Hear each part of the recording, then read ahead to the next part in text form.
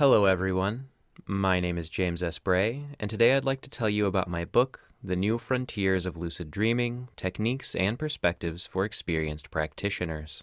Now, this is a book that I started writing back in 2015, and when I started that process, all I really had in mind was an elevator pitch of an idea, which was a lucid dreaming book that begins where other books on the topic end. And I can look at the finished product now, having written it, and honestly say that's what I truly feel I've created here. But I also think that I've created something much more special than that. And that something is why I'm really, really excited to get the book out. But before we get into the book itself, I'd like to tell you a little bit about who I am. I've been a lucid dreaming YouTuber since 2012, and I've been a lucid dreamer since 2009. When I was 19 years old, I actually had my first lucid dreams as a side effect of a psychedelic mushroom trip.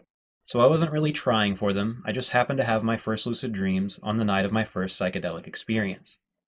These dreams continued for about a month and a half, and when I noticed they were subsiding, I decided that I wanted to have more of these experiences, and so that's when I started doing some research and then incorporating the practices into my life, which I've been doing ever since.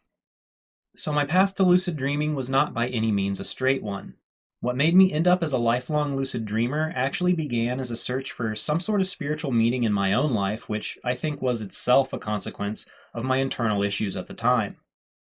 Now, I had always been a deeply depressed person who, for a long time, struggled with suicidal thoughts. And there wasn't always a particular reason for my feelings, though at times there certainly were. For the most part, I just have a mind with a natural inclination towards depression. And although my search for answers in various spiritual and religious paths had distracted me for a while, ultimately I was left empty-handed. So that's when I decided that since none of these other external sources seemed to have any truth, that I would start looking within myself for some answers. And this is what led me to trying magic mushrooms, and thereby to lucid dreaming, which is something that I'm still incredibly thankful for because I couldn't have asked for a better way to deal with my depression. In lucid dreaming, I found a completely unique and useful method of self-inquiry.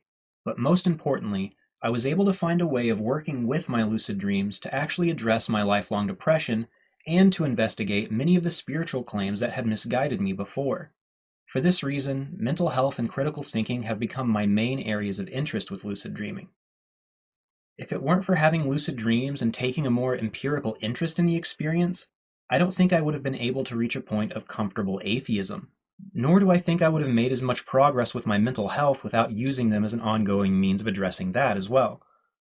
And that's why I wanted to write this book, so that I could share with others the specific methods that I use to address well-being with lucid dreams without falling into believing fictions. But in order to teach people how to use lucid dreams to improve well-being, I realized that I would also have to teach them how to solve all of the problems that beginner lucid dreamers tend to encounter as they progress. As I had mentioned, The New Frontiers of Lucid Dreaming is a book that begins where other books on the topic end, which means that it's not really a how to lucid dream book, but could be thought of as more of a how to lucid dream better book. If you pay attention to the lucid dreaming community, there really isn't a lot of information about what we can do with lucid dreams once we know how. 99.9% of the conversation is just about how to lucid dream, while the rest of the available information on so-called advanced lucid dreaming is just focused on to what extent you can control your dreams. The bigger feat of control you can achieve in a lucid dream, the more advanced some people will think your skill level is.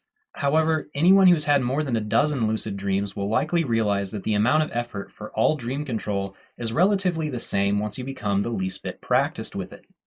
In my opinion, the mainstream lucid dreaming conversation has been missing the mark for years. The very narrow focus on how to lucid dream has created a somewhat toxic industry around the subject, which has led to a lot of poor information and an unfortunate abundance of lucid dream induction products which are rarely worth the risk. Sometimes people also mix in spiritual terminology, which also adds to the confusion. As an experienced lucid dreamer, the current status of the subject couldn't be more upsetting. While lucid dreaming has been scientifically validated for decades, there's still not much known about it, which leaves an all too tempting space for the unscrupulous to inhabit and then misrepresent the subject for a profit. So in order to start this deeper conversation about lucid dreaming and mental health, I felt I really had to, at the very least, provide a guide that could get people to where I was at with lucid dreaming. So this book was largely written as an attempt to get the rest of the lucid dreaming community on a more even playing field and at a higher skill level so we can all move forward in the conversation. In the book, I do my best to clear up common misconceptions about lucid dreaming, and I explain the things that often waste lucid dreamers' time and why. I go on to teach stabilization and then dream control with the methods I've developed for improving skill over years of providing lucid dreaming content and helping others online. I'm confident that no matter what you want to do with lucid dreaming when you pick up my book, The New Frontiers of Lucid Dreaming, you will learn how to achieve it before you reach the back cover. Regardless of if you just want to enjoy your night with some dream control, or if you want to use lucid dreams to get profoundly meaningful experiences or even learn something new about yourself, this book has something to offer you. If I were to break this book down into a percentage of its content, I would say it's 50% about improving your lucid dreaming practice and the skills within the dream, and 50% about the idea of improving well-being through lucid dreams. And in that latter 50%, there is something that will, I hope, not only help lucid dreamers, but contribute to the subject at large. Now, the popular discussion about improving well-being with lucid dreams has been just as distracting as the how-to conversation, in my opinion. There are a few people talking about it these days, and a couple of people writing about it, but very few of them with PhDs. If you pay attention to this conversation, you'll notice that even certified experts often talk about lucid dreaming in less than scientific terms. And though they're doing their best to communicate the value of lucid dreaming and to spread the word about the subject, I can't help feeling that there are still a lot of important conversations that aren't being had. For instance, most lucid dreaming books will tell you at least a little something about how to use lucid dreams for addressing mental health and emotional well-being, but if you go looking for it, you'll notice that they never really attempt to explain the reasoning behind why their methods should work. So far, every method used to learn about oneself in lucid dreams also requires that you believe what your dreams tell you is true. The problem with this is that we all too often have dreams that say nothing true about the self, of our life, or circumstances in general.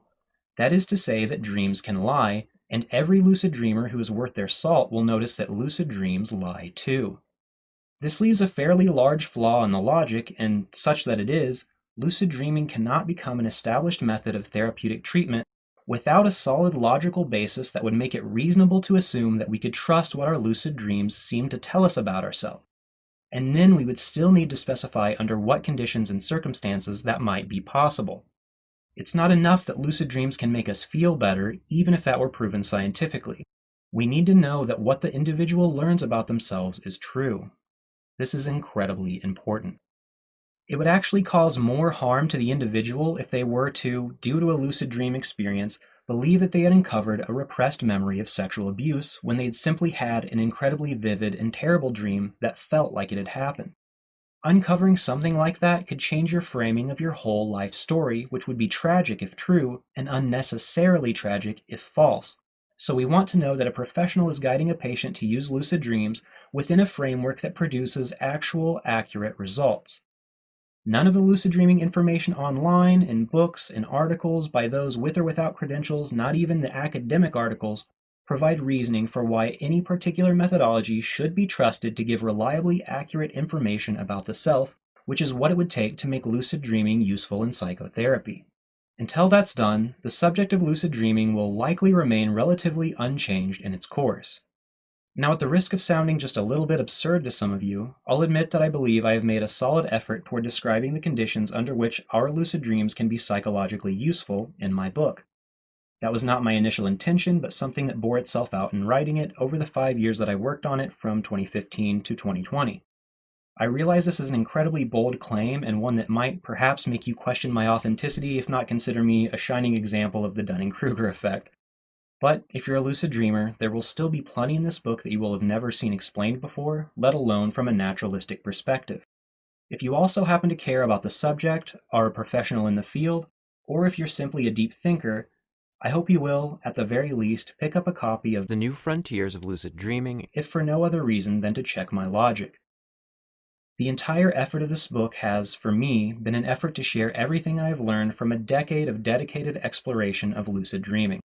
It is my greatest hope that this book helps to stabilize the lucid dreaming community by making lucid dreaming more available to those who have finally had their first experience, but have no sense of what could possibly lie ahead. I also hope that it contributes something of lasting value to the subject of lucid dreaming, however small. While I would like to say that I really believe I have done the latter, only time will tell. In any case, I can't wait to begin having the real, deep conversation that is waiting to be had about lucid dreaming with all of you. If you are a lucid dreamer, whether you've had 1 or 1,000 of them, I hope you will consider picking up my book, The New Frontiers of Lucid Dreaming, Techniques and Perspectives for Experienced Practitioners. available on Amazon.com, link in the description. Thanks for listening, and if you like what I have to say, I'd appreciate it if you consider subscribing to my YouTube channel and visiting my website, beyondluciddreaming.com, where I have blogs and a free audio course available. If you'd like to support my work, you can find me on patreon.com/beyondluciddreaming. Thank you.